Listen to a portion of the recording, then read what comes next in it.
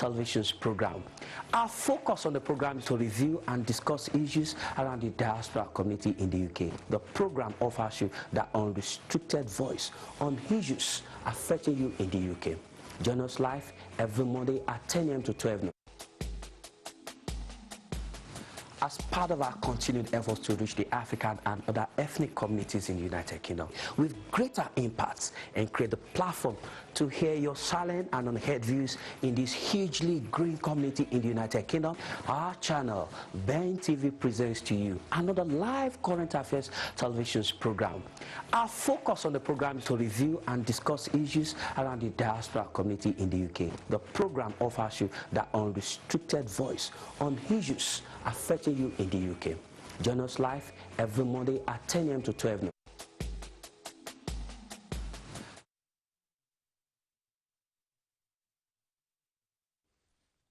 Good morning and thank you for being part of the program. The program is Dialogue1 Diaspora, your breakfast tonic show, where we bring to you issues around the world from Africa, UK, and of course the US, and issues around Europe. And of course on this show we'll talk about different sectors: economy, politics, even legal matters. We talk about everything that should and everything that does have impact on the diaspora community, the African Caribbean diaspora community in the United Kingdom.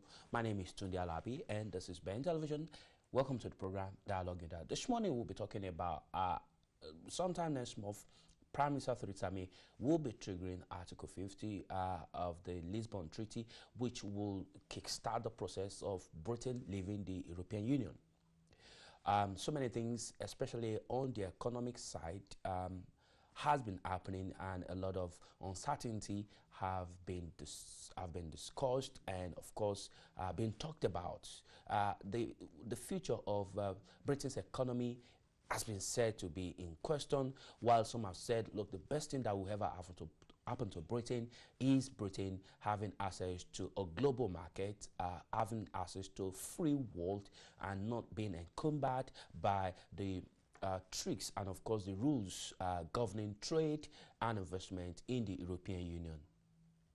What does the market and of course the economy look like for Britain post Brexit, as soon as Article 50 is triggered sometime next month? Joining me on the program today is a gentleman who has been involved on forecasting economic and financial matter across Europe and of course in the UK. His special interest is on economic issues on Africa and Britain. He is the director of an organization that is called I'm the director of Developed Africa. Oh yeah, Developed Africa. Too many things on my head. Welcome to the program. That is Sam Foxman for you, the director of Developed Africa. It's an organization that is involved in promoting and encouraging investment from UK, Europe to Africa. And so he will be telling us from his practical experience as an investment-driven manager what challenges Britain will be having, and of course Africa will be having when it does come to the issue of Britain leaving the European Union. And also in the course of the program we'll be discussing housing matters. Of course today in Britain, especially for people who live in London, the issue of housing crisis is no longer news. One of the toughest problems people face in today's Britain, especially in London, is the issue of housing. Of course, people in that sector have said this is about the best time anybody can ever invest and of course acquire property in today's Britain. And so we're talking about one man who has taken the drive to invest in this sector, has made money, is making money, is teaching people how to make money, even in this very tough season when there is huge housing crisis in Britain. He's a man who, for the first time, a black man running a high street housing agency, and expanding greatly with a multi-million pounds portfolio in the housing sector. And of course, will be telling us the opportunities we can get in the housing sector if we do invest in that sector, despite the crisis and the challenges in that sector. And also, we'll be talking about your health and finances in the course of this program. We'll also, at some point, we'll go to Africa, Nigeria, indeed, where we'll take a look at issues, how people can live above recession. My guest at that point is going to be a gentle lady who will be telling us how we can live above recession in Africa and indeed Nigeria. And at some point, if you have the pleasure, we might be hosting a traditional dollar at some point in the course of this program. Thank you. This is what we're going to offer you. It's going to be very interesting. The next 2 hours, just take your seat, have a cup of coffee or tea, and enjoy the show. Again, my name is Tunde Alabi, and this is Dialogue1. That's right. My guest today, Sam Foxman, Director, Developed Africa. Sam, thank you for joining us on the program today. Thanks for having me. Can I first, your organization is involved in attracting investment from across Europe to the United Kingdom, and of course attracting investment from the United Kingdom to Africa and vice versa. What challenges, what are the challenges you see now with Brexit? In terms of attracting investment. Investment. I think it's a great opportunity for us, as is the election of President Trump. I think both of these things happening at the same time are a great opportunity for other countries, and obviously my particular interest is in African countries, but other countries all around the world, to take advantage of the fact that that markets are that US markets and British markets maybe aren't such a sound place to put their money at the moment, with the future uncertainty, because it's almost certain that there will be, even though everyone knows, or at least almost everyone believes, that the triggering of Article 50 is a certainty, and even though everyone knows that once Article 50 is triggered we will leave the European Union, the markets don't necessarily behave in that way, and so they won't completely have factored it.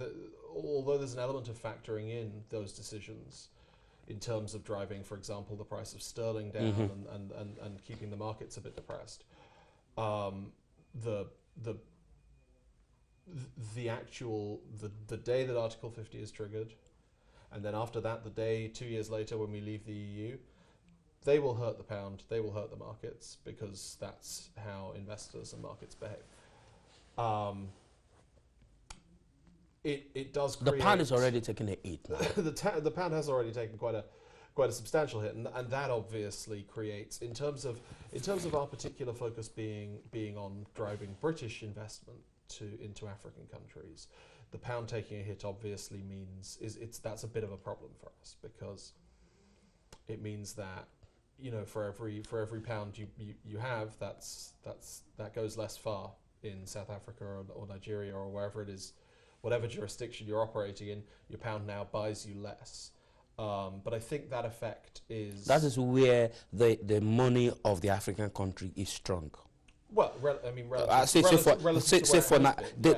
cedis in Ghana is relatively stable, while the Naira in Nigeria has taken a hit. Sure. At its lowest ebb so far in recent time, while some other African countries, say Equatorial Guinea, say South Africa, their currency is strong. So maybe like 3-4 years ago, what the pound would buy in South Africa now will probably be lesser now. Well, exactly, and so there are obviously differences across African countries. Yes, you mentioned Nigeria.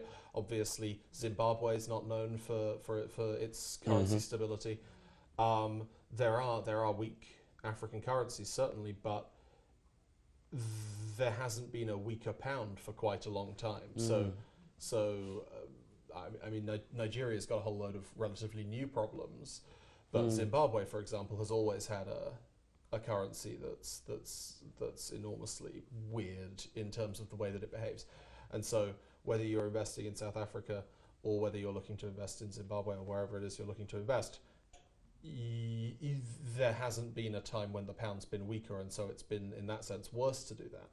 On the other hand, consistently for the last decade or so, African investments like a diversified portfolio of African investments would outperform an equivalent portfolio in European or American markets, particularly European markets. And those markets are slowing down even further, and African markets, investment markets, remain quite buoyant. So there is a sense in which, despite the fact that the pound now gets you less, the extra growth that you get in those markets makes it worthwhile to get on board with that.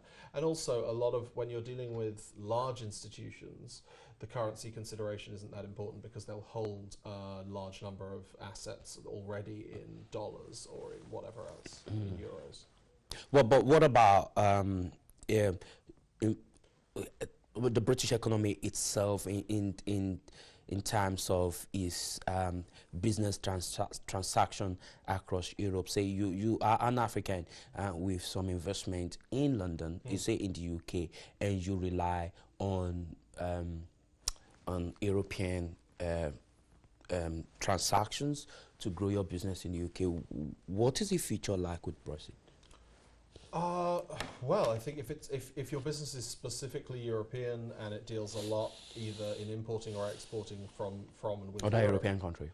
Any other European country, I think there are a lot of potential risks associated with Brexit, because obviously at the moment the terms of the trade deal that we have in effect with the European Union are that anything can be traded any amount, but you might see when tariffs obviously impose extra costs and other things, will have a deleterious effect. In the very short term, it's potentially quite good, because for the next 2 years at least, well, for the next 2 years and 3 months, or 2 years and 2 months,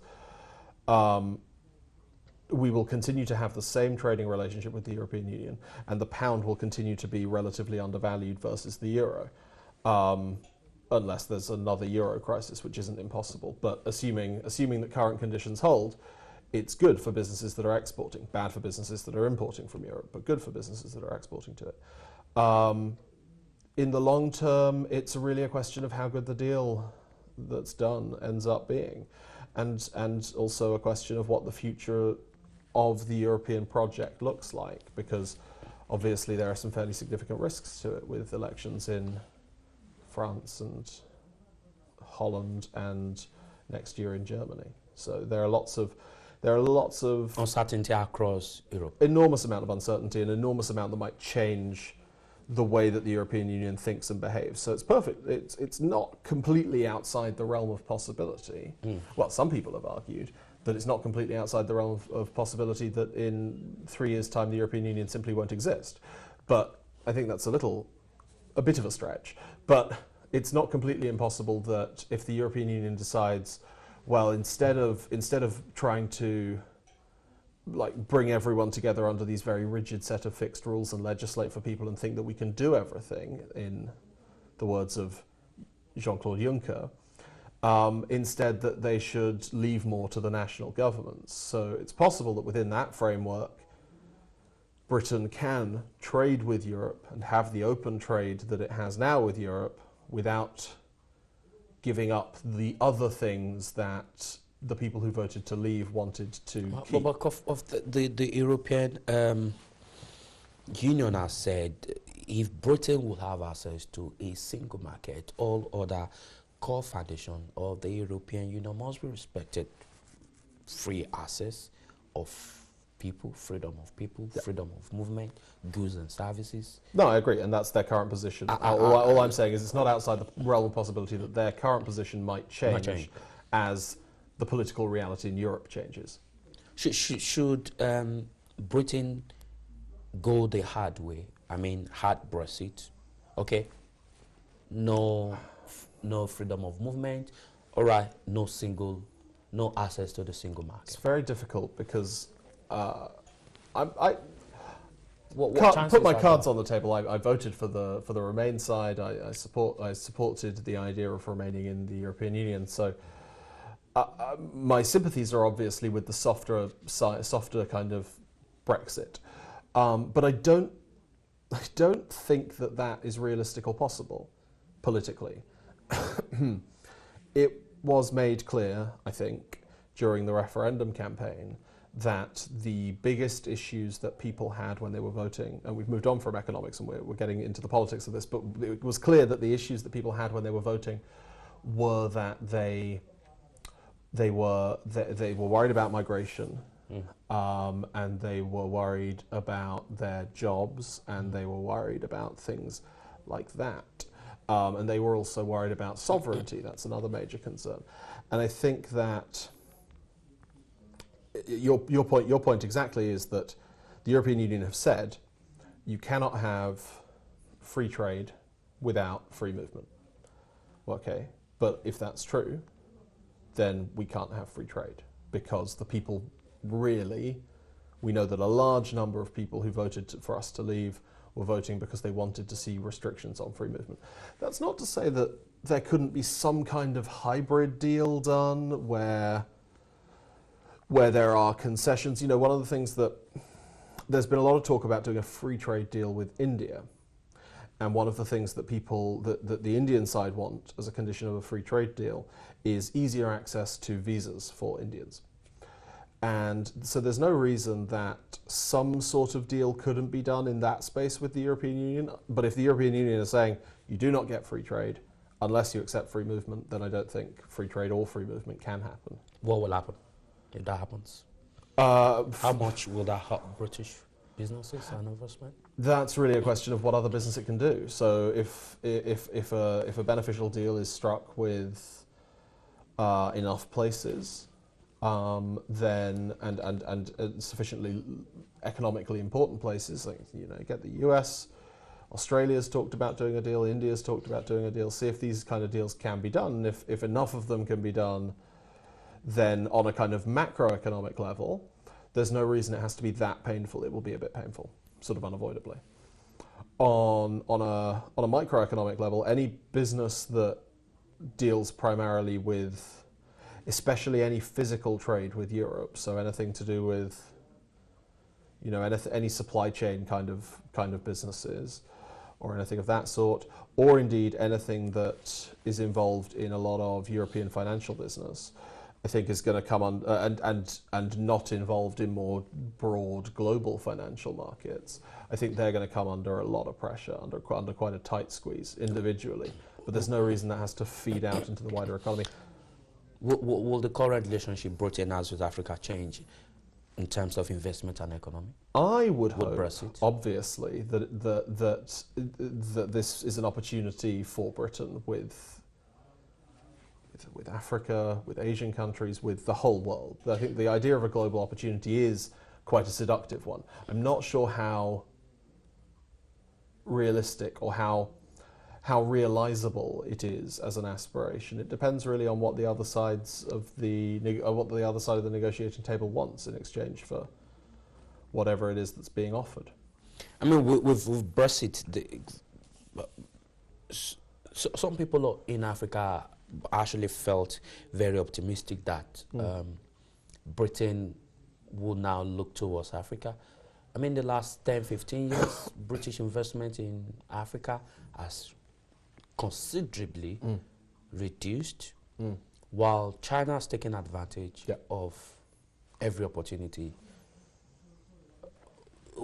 Do you see Britain changing its mind in terms of? Well, part of the phenomenon that you're talking about is that looking towards Africa, especially. Sure, but part of the thing about like reduced investment in Africa is that equity investment from all Western countries, and particularly from Britain, has reduced enormously in all markets. So there are a number of reasons for this. Partly the financial crisis in itself had a lot of, meant that people had to be very, very cautious about their money. They had to keep much larger capital reserves. But the other thing, the other phenomenon that explains this is that, if you're if what you're looking for is a steady, reliable source of income from an investment, the bond market is the place where everyone is now. It's not so much in equities. So that explains part of the fall. And obviously China, which has enormous capital reserves, or had enormous capital reserves, it now has a lot of debt, but had enormous capital reserves, was in a position of being able to fill that gap and make up that deficit, and obviously that's had a certain effect for a lot of places. But in terms of Britain and African countries, I think particularly with English-speaking African countries, I don't see why that seems like a great opportunity. But it does seem, even in terms of policy orientation, Britain has not shown any interest so far. I mean, even in the days of Cameron, David Cameron as a prime minister, he hardly visited any African country. Now, Prime Minister Theresa May had visited a couple of countries, had talk with India, China, in fact had visa deals with these two countries, special visa agreement with China, and it does seem nothing is being done towards any African country at all. Well, I think that's a fair reflection of where we are now in like the Brexit timeline. India is obviously India, China, the United States. These are enormous economies, bigger than the largest African economies by some way. And so I think the idea of trying to nail down, what Theresa May wants to do is she wants to be able to negotiate from a position of strength, and that means being able to go, look, well, we've already got something agreed with the US and Canada and India and China. We've got those agreements in principle. That's our position of strength. It would be a much less significant position of strength if she went there and said, well, look, we've got Sierra Leone, we've got the Gambia, we've got these small African states. I don't think, obviously Nigeria, South Africa, these are big hitters, but but they're still not in the India, China, United States sort of G8 kind of tier or G20 kind of tier of nations. So I think that's the reason that you wouldn't do it immediately. I also think that dealing with a lot of African countries is a very difficult thing for a lot of British politicians to do, because there is a kind of, there's a struggle with understanding what Britain's relationship with those countries should or can be because of the sort of colonial history and things like that. There's a kind of awkwardness that I think affects particularly the right-wing British prime ministers, British political actors. I think it's difficult for them to go over there and say, we should have a trade deal because once upon a time you were one of our colonies. I mean, it's a backwards way of thinking about the world. And so it's difficult for them. It's difficult for them, I think it's difficult for a lot of British voters and especially politicians to really understand what Britain's role in the world should be after Brexit. And I think finding a role, an economic role with these African countries, with Africa broadly, is a really valuable thing for it to think about doing. One of the things that I think the last government got wrong is that the last government committed to spending 0.7% of its GDP in foreign aid. And governments here, governments overseas, are enormously inefficient in terms of how they allocate resources. They don't really know how to effectively do that. The free market provides a framework for allocating resources that is essentially quite good at doing it. And the original report that was produced, which the Prime Minister thought he was following when he said he wanted to commit to spend 0.7% of GDP on foreign aid, actually said what you need to do is you need to have 0.7% of your GDP going to less developed countries in capital transfers. Half of this should be foreign aid. The other half should be business investment. And that was never followed through on. That was never really incorporated in policy. And so there hasn't been what I think would be a very good policy focus of encouraging investment into African countries, into South Asia and into Latin America. because those markets are providing excellent returns on the whole. And most importantly, it is the best way for both Britain and, for example, Nigeria to have a strong, positive relationship in the future, to have that economic link and then to establish a kind of political friendship. Mm-hmm. Okay, quickly, so for those of us in Britain now, what does the future hold for us post Article 50? Well, post Article 50 will be in 2019. So politically, it's impossible to tell, because so much of the current political debate has been characterised by where people stand on Brexit, which has been great for the Liberal Democrats in Remain places, and great for UKIP in Leave places, and basically fine for the Tories and basically horrible for Labour. But there's no way of knowing how that's going to shake out, though I think I would not be alone in expecting that after a 2020 general election, we have another Conservative Prime Minister, or the same Conservative Prime Minister. Either way, the Conservatives will win the 2020 general election. What makes you think so? That the Labour Party can't provide a challenge, and that there isn't enough concentration of Remain voters in the right places to do anything with the Liberal Democrats. There's no scope for anyone to effectively challenge. No one would have expected that Donald Trump will win in America. That's true.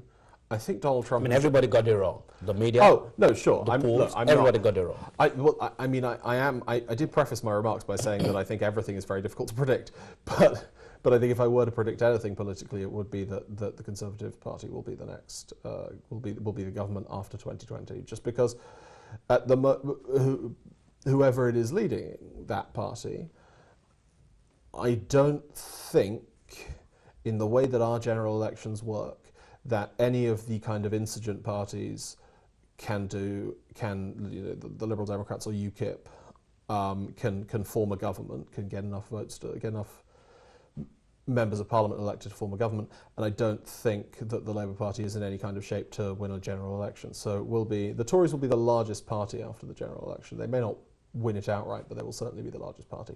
Anyway, that's politics. In terms of the economics, how does that shape out, affecting or impacting on the economy with these cuts in the NHS, cuts in this, cuts in that, and people are like, okay, will they still be able to endure this kind of cuts? Now, in your own opinion, you felt like, okay, this might continue for another 5 years, 7 years. What, the austerity stuff? Yes, with another Tory government in power. My feeling is, and I suspect that the position that Theresa May will adopt, because she's a very different sort of Conservative to David Cameron and George Osborne. My suspicion is that when in the run-up to and after Brexit has happened, there will be less constraint in terms of public spending. So there will be more investment in public services and things like that. Not least because that's a very strategic thing to do in the run-up to a general election, which they will be in by 2019. So I think, I suppose when I say I think that the Conservatives will continue, I'm not sure austerity will continue beyond that. Though I think, and we're getting into kind of distant territory from where we started, so I'm not going to go too deep into this, but I do think that a lot of these issues, like the NHS that you mentioned, these are much bigger things than can be covered in the context of the Brexit discussion, because of the structural issues around how the NHS is organised and how it's funded and how the NHS should deal with an ageing population. So park the NHS, I think. In terms of the wider economy, it really depends on the deals that are done, and it depends on, I think in 2019, at the point of Brexit, there will certainly be a shock to the economy. Of what scale, it's hard to know, but there will be a dent in sterling and in the price of sterling, and there will be a consequent amount of inflation in the things that people are buying in shops. I think those are the two most obvious and short-term consequences of it. Sam Foxman, Director, Develop Africa. Thank you for taking your time out to join us on the show today. Thanks for having me. We've been talking about life after Article 50 in terms of its impact on Britain's economy, and my guest in the studio has been Sam Foxman, Director, Developed Africa, an organization that talks about driving investment from across Europe to UK, and of course from UK down to Africa. If you need more information, you can check out www.developafrica.com, and then you can get more information about what Developed Africa does in terms of providing investment opportunities from the United Kingdom to Africa and from Africa to UK. So far, that's Sam Foxman. We'll take a very short break now. When we come back, I'll be discussing housing, taking advantage of the housing sector in Britain with Mayua Oluyede, CEO MS Estate, an organization fast growing and expanding in its multi-million pounds investment across Britain and high street estate agents in London. So we need to cut a break now, and we'll come back with Oluyede. Don't get away. Every Monday at 10 a.m. to 12 noon. As part of our continued efforts to reach the African and other ethnic communities in the United Kingdom with greater impacts and create the platform to hear your silent and unheard views